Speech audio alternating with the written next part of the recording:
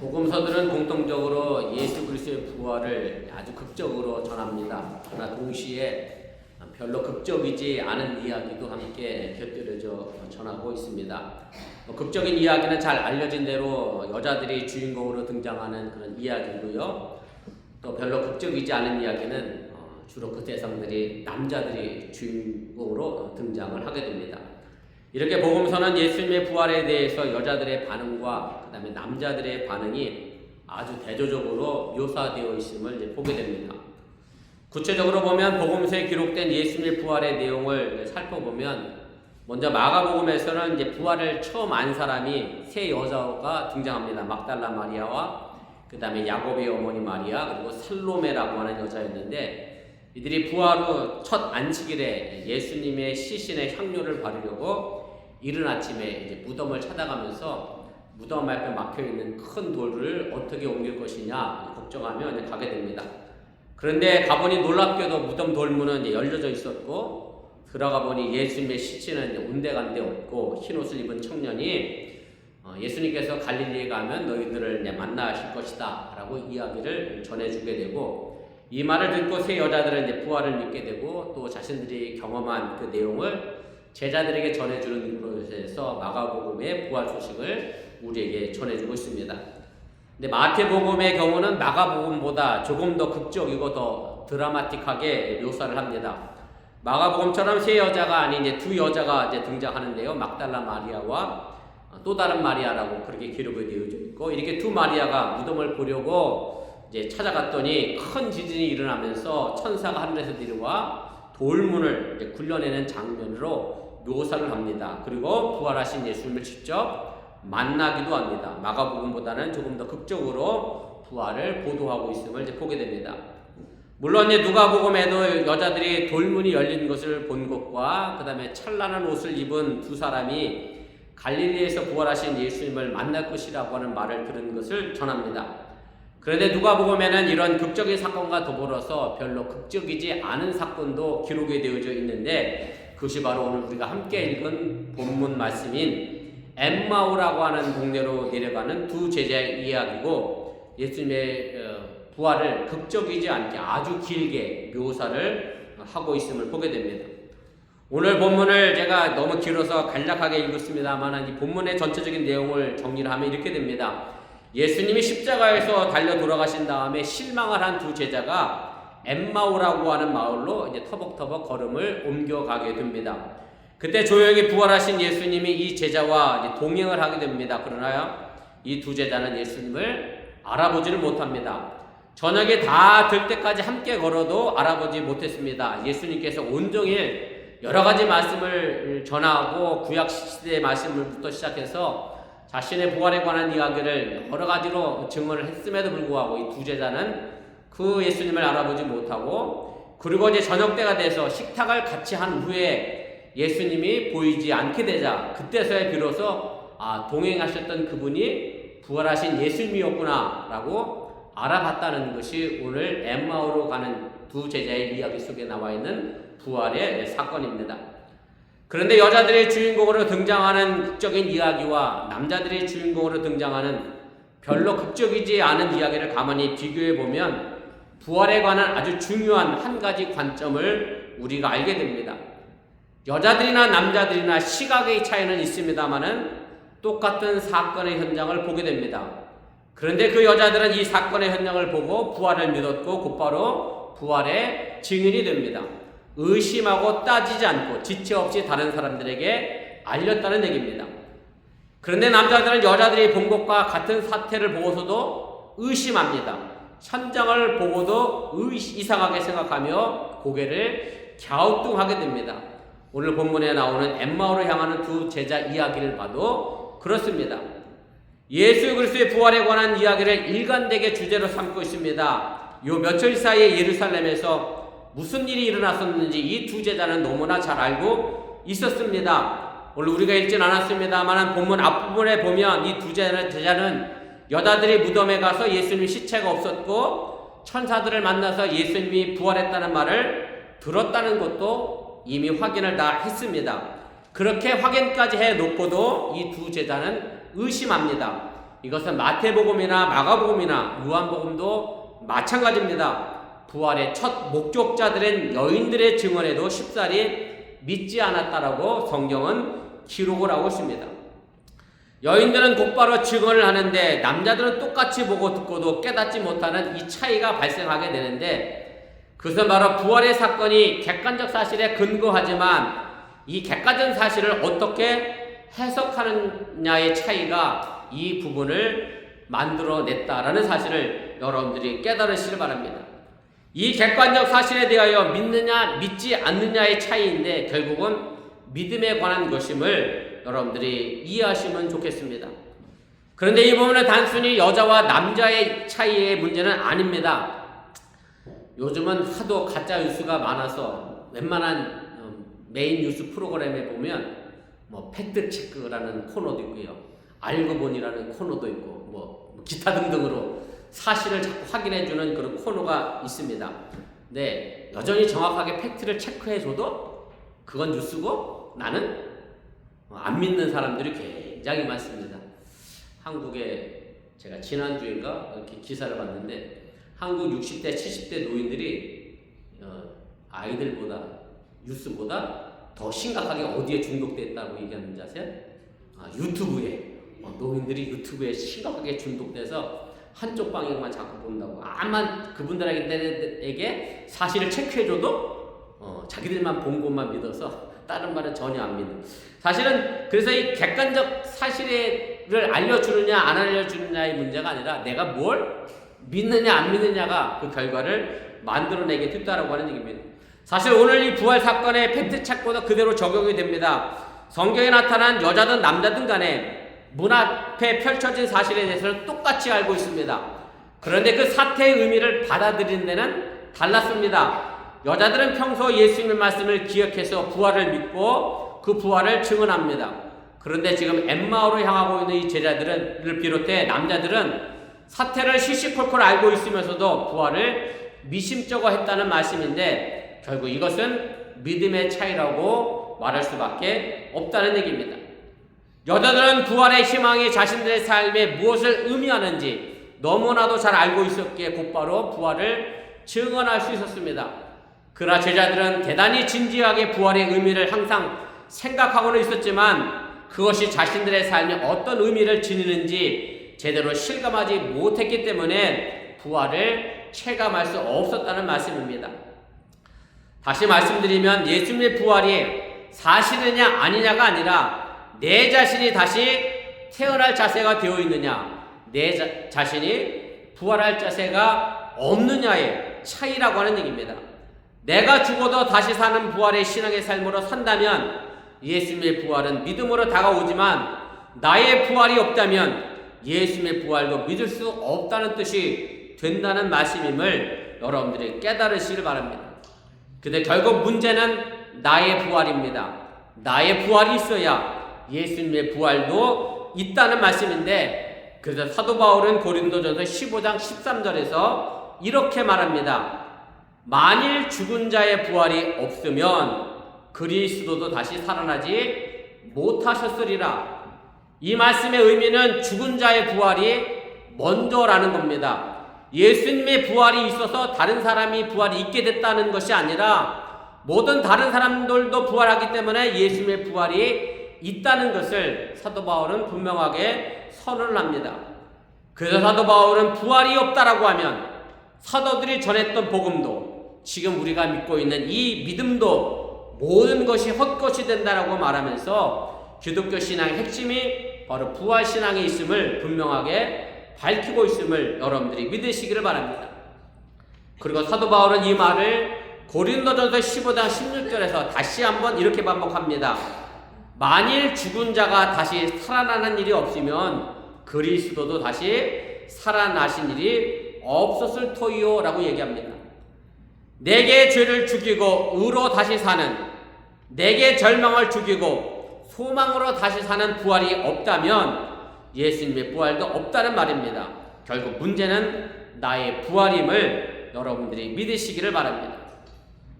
그다 지금 나는 어떤 모습으로 살아가고 있는지가 정말 중요합니다. 내가 부활을 목격하고 부활을 간절히 바랬던 여자들처럼 지금 당장 우리가 사는 세상에 변화되고 내가 변화되는 체험이 가능하다는 자세로 살아가고 있는지, 아니면 그런 일이 있을 수 있긴 하지만 우리 시대에는 나에게는 일어날 수 없을 것이다 라고 하는 시큰둥한 자세로 살아가고 있는지를 돌아봐야 하고, 이 신앙의 차이가 결국 우리의 믿음의 차이를 만들어낸다는 사실을 여러분들이 잊지 마시기를 바랍니다.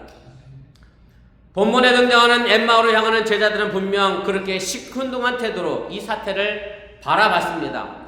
몇 년 동안 예수님을 따라다니며 그렇게 배우기는 했지만 과연 그런 일이 일어날 수 있을까라고 의심하고 받아들이지 못했다는 얘기입니다. 우리가 읽지는 않았습니다만은 본문 앞에 있는 16절에 이 두 제자에 대하여 이렇게 표현합니다. 그들의 눈이 가리워져서 그인 줄 알아보지 못하거늘 얘기합니다. 이 말씀은 바로 두 제자의 영적 상태를 말해줍니다. 눈이 가리워져서 예수님을 알아보지 못했습니다.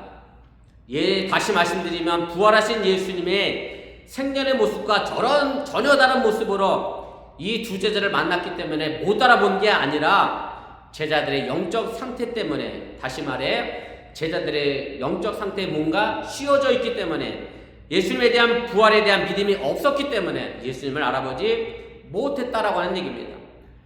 그래서 부활 이후에 예수님을 본다는 것은 단순히 시각적인 인식의 문제 이상의 것이고, 마음의 준비가 없이는 믿을 수가 없고, 믿음이 없는 눈은 봐도 보지 못하는 장님과도 같다는 사실을 여러분들이 깨달으시길 바랍니다. 그런데 믿음이 없는 그들에게 오늘 묘한 사건이 발생합니다. 바로 본문 29절 이하에 저녁 때가 되고 날이 저물자 그들은 집에 이르러 함께 음식을 나눕니다. 그런데 그 음식을 함께 나누는 순간 이 두 제자의 눈을 가리웠던 것이 벗겨지면서 눈이 열려서 부활하신 예수님을 알아보게 됩니다. 그리고 본문 30절과 31절은 이렇게 전하고 있습니다. 제가 다시 읽어드립니다. 그들과 함께 음식 잡수실 때에 떡을 가지사 축사하시고 떼어 그들에게 주시니 그들의 눈이 밝아져 그인 줄 알아보더니 예수는 그들에게 보이지 아니하시느니라. 이 사건은 예수님께서 늘 제자들과 함께 하셨던 밥상의 의미를 다시 생각나게 하는 말씀입니다. 예수님이 체포되시기 직전 예수님이 제자들과 마지막 최후의 저녁 만찬을 가지셨습니다. 그리고 그 저녁 식탁의 자리에서 음식을 나누시면서 예수님은 자신의 고난과 죽음과 그리고 부활을 말씀하시게 됩니다. 그리고 본문 30절에 나오는 떡을 가지사 축사하시고 떼어 그들에게 주셨다라고 하는 구절에 중요한 네 가지 동사가 등장하게 되는데, 여러분들이 이 구절을 들으면 생각나는 예식이 있어야 합니다. 한 달에 한 번 하는 성찬 예식에서 제가 이 구절을 똑같이 반복해서 여러분들에게 말씀을 드립니다. 이후에 교회는 성만찬식을 통해서 부활하신 주님과 공동 식사한다는 의식을 갖게 했습니다. 그래서 식사하는 자리의 모습에서 일치된 단어가 사용됐다라는 것을 여러분들이 기억하시기를 바랍니다. 저는 정확히 삼식입니다. 제가 하는 일의 특성상 도시락을 싸가지고 교회 와서 혼자 밥을 먹을 수도 없고, 제 삼식이가 좀 그렇죠? 그렇다고 뭐 교회에서 저를 위하여 누가 밥을 주는 것도 아니고, 여러분 어느 회사는 뭐 도시락도 챙겨준다면서요? 야근하면 저녁도 주고, 저는 그렇게 누가 챙겨줄 사람이 없어서, 저를 챙겨줄 사람 누구밖에 없겠어요? 예, 제 집사람밖에 없어서 저는 때가 되면 늘 집으로 달려갑니다. 저는 정확히 삼식입니다. 아침 11시에 먹어도 점심은 몇 시에 먹어야 할까요? 예, 12시에 먹어야 합니다. 점심을 많이 먹어서 배가 좀 불러도 저녁은 꼭 5시에 먹어야 합니다. 저는 그렇게 정확히 삼식인데, 제가 왜 이런 얘기를 말씀드리냐면, 우리 한국 기독교 역사에서 아주 중요한 해결점을 남겼던 목사님이 한 분 계십니다. 문익환 목사님이라는 분이 계신데 벌써 고인이 되셨습니다. 한국신학대학 교수이기도 하셨고, 특히 더 유명한 것은 통일 문제 많은 관심을 가져서 북한에 여러 번 자주 다녀오셨고, 군사 정권 시절에는 이 문제로 수차례 감옥에도 가셨고, 이분의 막내 아들 이름을 들으면 쉽게 이해할 수 있어요. 이번에 셋째 아들, 정확히 하면 네 번째인데요. 삼남 일녀로 태어난 막내 아들은 누구냐면 배우 문성근 씨가 이분의 막내 아들입니다. 문성근 씨는 알죠? 예, 문익환 목사님의 막내 아들인데, 문익환 목사님이 생전에 사람이 새끼를 먹는 이유에 대해 얘기를 했어요. 제가 설교 준비하면서 이 말에 은혜를 받아서 저는 앞으로도 계속 삼시기를 할 겁니다. 문익환 목사님이 뭐라고 얘기하셨느냐면, 본인이 내 감옥에 갇혔는데 정치범이니까 주로 어디에 갇혔겠어요? 독방에 갇혀요. 저도 교도소에서 근무해본 이력이 있어서, 저도 교도소에 있다 보면 데모하고 정치적으로 잡혀오는 사람들이 있는데, 병동이래. 이 수가 많은 감옥 감옥동이 아주 따로 있어요. 저쪽 구석에 저희들 말로는 이제 4사라고 그랬어요. 왜냐면 2동이 있었고 3동이 있었고, 거기는 저기 4동이라고 해서 거긴 정치범만 있었고요. 일반 재수자하고 이렇게 같이 붙여놓질 않아요. 일명 보관되기 때문에 사상화가 이루어질까봐 정치범을 저렇게 따로 수용해서 거기는 독방으로 돼 있어요. 거의 다 독방이고, 교도소 독방 굉장히 좁습니다. 한 사람이 이렇게 뭐 넓게 운신할 수 있는 그런 공간이 되지 못해. 여러분들의 안방보다도 더 작습니다. 작은 방들 정도보다도 작은 것 같아요, 제가 보기엔. 그러니까 독방에 갇혀 계시니 하루 종일 하루 세끼 먹을 일이, 물론 세끼는 주죠. 그런데 독방에 갇혀보니 하루 한 끼면 충분하더라. 사람은 하루 한 끼 먹으면 되는데 그럼 왜 굳이 세 끼를 먹어야 하느냐? 그러면서 이분이 이런 얘기를 하더라고요. 밥을 먹으면서 사람을 만나기 위해서라고 말씀하셨습니다. 밥상에서 같이 밥을 먹으면서 부모와 형제를 만나고 자녀를 만나고 이웃을 만나기 때문에 사람은 밥을 하루 3번 먹어야 한다. 이렇게 이야기를 했습니다. 저는 웬만하면 밥맛이 없는 사람인데, 제가 밥맛이 없을 때가 있습니다. 바로 혼자 먹을 때 밥맛이 없습니다. 밥을 혼자 먹는다는 것은 외로운 일입니다. 제가 목회자로 이사를 여러 번 다녔는데, 그때마다 제가 제 자녀들에게, 또 집사람도 마찬가지입니다만 굉장히 미안해 했습니다. 새롭게 전학을 가서 뭘 제일 염려 걱정을 했느냐면, 점심시간에 친구가 없어서 혼자 밥 먹을까봐. 이게 제일 걱정이 되는 거예요. 다른 곳에 있다가 전학을 가니 같이 밥 먹을 사람 없어서 외롭게 혼자 밥을 먹을 생각하면, 그것 때문에 제가 늘 염려가 돼서 전학을 가면 오늘은 누구랑 같이 밥 먹었어? 이렇게 꼭 물어봤던 그런 기억이 있습니다. 제사를 지내보신 분들은 알겠습니다만은, 일반적으로 제사상은 돌아가신 분의 위패를 벽 쪽으로 놓고 그 위패 앞에 밥과 국을 놓고 숟가락과 젓가락도 위패 쪽으로 해 놓습니다. 제사상을 받는 주체는 누구이기 때문에? 돌아가신 분이기 때문에 그렇게 놓습니다. 다시 말하면 귀신이 와서 밥을 먹어야 하기 때문에 그렇게 놓는 것이고, 이것을 가지고 유교에서 뭐라고 얘기하느냐면 향벽설위라고 얘기합니다. 한문 그대로 보시면 돼요. 향한교예요. 어디로 향해서요? 벽 쪽으로. 제사상, 우리 김만성 성도님 제사 지내셨나요? 그렇죠. 벽 쪽으로 놓잖아요. 위패를 제일 안쪽에 놓잖아요. 그죠? 우리 임병원 시장님도 제사 지내보셔서 알죠? 위패를 제일 안쪽에 놓잖아요. 그리고 국가밥도 그 위패 바로 앞에 놓고 와서 이제 드시고 가시라고. 그런데 동학혁명을 일으켰던 이제 최시영 선생님이 이 향벽 소리를 동학 사상에서 뭐라고 바꿔놨느냐면 향아서리로 바꿨습니다. 무슨 얘기냐면 위패가 벽 쪽으로 향해 있는 게 아니라 내게 향하게 놓는 거예요. 그래서 밥 숟가락과 숟가락도 귀신 쪽이 아니라 어느 쪽에? 내 쪽에 나와서 제사를 지내야 한다라고 이야기를 했는데, 그때 당시는 제가 생각한 건데 유교 문화에서는 굉장히 파격적인 행위가 아니었을까, 그렇게 생각을 하고, 글쎄 아마 동학혁명이 뭐랄까요, 박해를 받았던 그런 측면이 없지 않아 있을 거라 그렇게 생각을 하게 됩니다. 그런데 동학혁명을 일으켰던 이 최시영 선생님이 그렇게 이야기하는 것은 뭐냐면, 실제로 제사를 차려놓고 밥을 먹는 주체는 누가 되죠? 사람이 먹잖아요. 제가 먹잖아요. 우리가 먹잖아요. 귀신이 와서 먹었는지 안 먹었는지. 어떤 분들은 그러긴 하더라.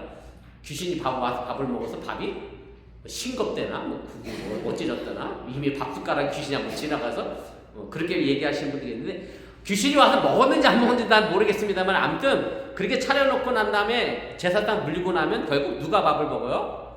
제사 음식을 준비한 살아있는 우리가 먹기 때문에 결국 조상이 바라는 것은 나를 잘 대접하라고 바라는 게 아니라 남아있는 후손들이 자손들이 서로 화목하게 서로 나누며 잘 사는 걸 바라니까 그런 식의 제사가 우리에게 필요하다라고 하면서 이제 동학에서 향하솔이라고 하는 제사상에 관한 이야기를 하게 됩니다. 우리나라의 기독교가 전파되면서 유교 사회에 젖어있던 사람들에게 가장 큰 갈등을 겪었던 것이 바로 제사와 추도 예배입니다. 추도 예배를 드리는 것은 뭔가 정성이 없다고 생각을 했고 자신들이 편하고자 하는 것으로 치부를 했고 추도 예배를 드리면 약간 뭐 상놈이고 호래자식으로 뭐 이런 식의 평가를 받았던 것이 사실입니다. 어찌 생각해보면 동학사상의 이 향하소리 제사법이나 기독교의 추도 예배는 저는 같은 맥락이라고 생각해 볼 수가 있습니다. 유교의 제사 형식이, 유교의 제사가 형식에 치우친 것이라고 하면 기독교의 추도 예배는 내용을 충실히 채운 것이고 돌아가신 분의 삶이나 발자취 그리고 그분들이 남기고 간 말들을 되새기면서 남은 자로서 어떤 삶을 살아야 할 것인가를 생각하며 다짐하는 것이 추도 예배의 본질이라고 하는 사실을 여러분들이 기억하시길 바랍니다. 우리가 한번 예배 속에서 한 달에 한번 성찬식을 합니다. 이건 예수님이 제자들과 마지막으로 저녁 식사인 최후의 만찬을 대신하시는 것인데, 근데 사실은 양으로 따지고 보면 제가 작은 빵 한 조각에 포도주스 적셔서 여러분들에게 드리는데 만찬인가요? 우리 교회에서 이사 가셔서 저기 멀리 가신 분이 저한테 맨날 그랬어. 목사님 제발 빵 좀 크게 떠달라고. 코딱지만큼 떠주셔. 그 간에 기별도 안 간다고. 그분은 교회를 잘 다니고 계신가 모르겠네. 그러셔서 제가 그 뒤로는 이왕이면 많이 떼어주려고 노력합니다. 만찬을 되려고. 최후의 만찬인데 만찬 같지가 않잖아요. 오늘 식사당번이 누구신지 모르겠습니다만 저희도 이제 예배 마치고 같이 식사를 할 텐데 그래봐야 밥하고 국하고 김치가 전부인데 이 또한 사실 만찬이라고 하기는 뭔가 좀 부족합니다. 만찬이라고 하면 뭔가 지난주처럼 우리 김만상 성도님하고 제가 지난주에 같이 식사했는데 이런 거 매주 하면 안 되겠냐고. 매주 하면 물론 좋지요. 힘들어서 그렇지. 뭐 만찬이면 뭔가 커야 되는데 우리식의 최후의 만찬은 그렇게 큰 상이 아니고 우리가 함께 나누는 애찬도 그렇게 크지 않습니다. 그러나 예수 그리스도의 죽음과 부활을 나누고 성도 간의 사랑의 마음과 헌신의 마음을 나누는 자리이기 때문에 그 자리가 만찬이 됨을 여러분들이 믿으시기를 바랍니다. 사실 우리의 밥상은 여러분들이 뭐 하루 세 끼는 못 먹는다 할지라도 하루 뭐 두 끼, 한 끼 아마 대하실 겁니다. 우리의 밥상은 우리 항상 일상입니다. 그런데 밥상이 단순히 배고픈 것을 해결하는 것이 아니라 밥상에 같이 앉아 있는 사람과 마음을 나누는 것으로 서로 마주보고 즐거워하는 모습에서 우리가 부활하신 예수님을 볼 수 있어야 한다는 사실을 여러분들이 믿으시기를 바랍니다. 한동안 멍해있던 제자들은 가장 일상적인 삶의 한 대목, 바로 예수님과 함께 밥을 먹음으로 해서 뜻밖에도 부활의 의미를 깨닫게 됩니다. 현대를 살아가는 우리는 어떤 방식으로 예수님의 부활의 의미를 체험하고 깨달을 수 있을까를 생각해 보시길 바랍니다. 부활의 첫 목격자여 증언자인 여인들과 같이 부활을 극적으로 체험할 수 있다고 하면 참 멋있고 더할 나위 없이 좋겠지만 그런 체험은 극히 일부분 사람들에게 이루어지는 것이고 우리가 그런 극적인 부활의 체험을 못한다라고 하면 매일의 밥상에서 그 부활을 체험해 나갈 수 있기를 주님의 이름으로 간절히 축원을 드립니다. 그래도 오늘날에는 밥상을 만드는 것에 대해서 남녀 구별이 없어져서 그나마 참 다행이라 그렇게 생각합니다. 함께 음식을 즐겁게 나누고 먹고 마시는 밥상을 만드는 일에는 남녀 구별이 없어져야 한다는 얘기고요. 그래야 그만큼 사회가 성숙해지는 것이고 다시 말해 사회가 다시 태어나고 있는 것이고 다시 말해 부활하고 있다는 것을 말해주고 있음을 여러분들이 잊지 마시길 바랍니다. 그런데 더 큰 부활이 있습니다. 예수님은 자신의 밥상을 차렸을 뿐만 아니라 스스로 밥이 되어 주셨습니다. 요한복음 6장 35절인데 예수님은 이렇게 말씀합니다. 내가 곧 생명의 떡이니 예수님은 자신을 생명의 떡이라고 했습니다. 영어의 브레드를 번역한 건데 제 개인적인 생각으로는 브레드는 주식이잖아요. 떡은 사실 우리가 주식으로 먹는 건 아니잖아요. 그래서 이왕이면 뭐를 번역하면 참 좋겠다. 제 개인적인 생각이에요. 밥으로 번역하면 딱 맞겠다. 예수님은 생명의 밥이다. 이게 더 맞는 번역이 아닐까 그런 생각이 듭니다. 제가 언젠가 설교했던 것처럼 밥을 먹는다고 다 밥이 아니라 식탁이라고 해서 다 같은 식탁이 아니라고 하는 말씀입니다. 누구하고 밥을 먹느냐에 따라 밥맛이 달라집니다. 여러분들 가끔 그런 얘기 하시잖아요. 좋아하지 않는 사람 만나면 아이 재수 없어. 뭐가 없어요? 밥맛이 없다니까. 밥맛이 없어요. 식탁에 밥과 반찬이 내 맛을 좋게 하는 게 아니라 누구랑 앉아있느냐가 밥과 반찬이 돼서 내 밥맛을 좋게 한다는 얘기입니다. 그런데 상대방이 내 밥맛을 좋게 만들어줘야지만 생각하지 마시고 나도 상대방의 밥맛을 어떻게 해줘야 될까요? 좋게 만들어줘야 될 책임이 있음을 여러분들이 잊지 마시고 우리 어본교회 성도들은 좋은 밥맛을 만들어내는 밥과 반찬이 되어줄 수 있기를 주님의 이름으로 간절히 축원을 드립니다. 나의 작은 친절한 말 한마디, 안부를 묻는 말 한마디에서부터 진정으로 목숨을 내놓아야 하는 일까지 크고 작은 밥이 바로 나여야 함을 여러분들이 믿으시기를 바랍니다. 예수님과 말씀을 나누며 온종일 길을 나누었던 엠마의 두 제자가 하루 종일 부활하신 예수님을 알아보지 못하고 있다가 음식을 나눌 때 비로소 예수님을 알게 됐는데 이것은 바로 눈으로 보이는 밥을 나눌 때와 비로소 삶이 되어졌을 때 그것이 우리에게 부활의 역사로 나타나게 된다는 사실을 여러분들이 잊지 마시길 바랍니다. 아마 이렇게 예수님과 밥을 나눈 이 두 제자는 예수님처럼 살다가 아마 예수님처럼 순교했을 것이라 그렇게 짐작이 됩니다. 예수님이 자신들에게 생명의 밥이 되어 주셨던 것처럼 이 두 제자도 다른 사람들에게 생명의 밥으로 살다가 아마 죽었을 것이라고 하는 그런 얘기입니다. 그렇게 이어진 밥상의 공동체가 지금의 교회임을 여러분들이 잊지 마시기를 바랍니다. 저에게 왔다가 간혹 더 큰 교회로 가시는 분들이 계십니다. 제가 지난주에 어느 분한테 전화 한 통을 받았는데요. 자기가 시카고에서 20년 계시다가 애틀란타 왔다가 이 교회를 찾느라고 전화를 했다 그러면서 온누리 교회를 다녔다 그래서 큰 교회를 다니셨군요. 그랬더니 예, 그 교회는 등록하지 않아도 된다 그래서 제가 큰 교회를 다녔습니다. 그래서 저희 교회는 가정수가 몇이냐고 막 이런 막 부르셔. 그 본인이 스스로 찔리시는지 제가 교회를 쇼핑하는 사람은 아닌데요. 그래서 나오셨네. 네. 그런 얘기를 하셔서 제가 뭐 이런저런 얘기를 잘 하시고 좋은 교회 잘 선택하셔서 아무튼 신앙생활 잘 하시면 좋겠습니다. 그런 말씀을 드렸는데 제가 큰 교회 가시는 분들 중에 이렇게 생각하는 분 있어요. 교회 등록 안 하고 누구랑 아는 척 안 하고 같이 밥 먹는 거 싫어서 어디에 소속되는 거 싫어서 큰 교회 갑니다 라는 분들이 계신데 물론 괜찮습니다. 그런데 저는 그런 생각이 드는 거예요. 그렇게 교회 다니는 게 과연 제대로 된 신앙생활을 하는 것일까라는 그런 것에 질문을 던져보면 저 스스로가 그렇다라고 답을 하기가 참 어렵습니다. 우리 어본교회 식구들은 함께 나누는 밥상을 통해 그렇게 하늘의 밥을 나누는 사람들임을 여러분들이 잊지 마시기 바랍니다.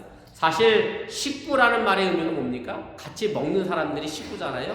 그래서 여러분들이 우리 어본교회가 가족 같은 식구 같은 교회가 되는 것은 함께 밥을 나누는 공동체이기 때문에 그렇고 단순히 배고픔을 채우는 밥이 아니라 생명을 나누는 서로의 주님의 부활을 나누는 그런 교회가 되어질 수 있기를 주님의 이름을 간절히 축원을 드립니다. 부활 후 첫 번째 주 이 아침에 이 예배를 통해서 말씀의 양식을 함께 나누는 일상의 밥상에서 그 말씀이 또한 우리의 삶이 되는 하늘밥 나누는 우리 어본교회 식구들이 될 수 있기를 주님의 이름으로 축원을 드립니다. 기도하겠습니다.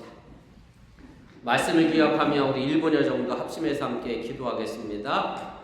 제가 음식을 나눌 때라는 제목으로 여러분들에게 말씀을 전했습니다. 오늘 엠마오를 향하여 가는 두 제자들은 예수님의 부활의 소식을 듣고 예수님과 함께 성경 말씀을 나누었음에도 불구하고 그들이 예수님을 알아보지 못했습니다. 왜냐하면 그들의 눈이 가리워졌기 때문에 예수님을 알아보지 못했습니다. 어찌 보면 예수님의 부활을 내 삶에 받아들이고 향하여 나가는 것은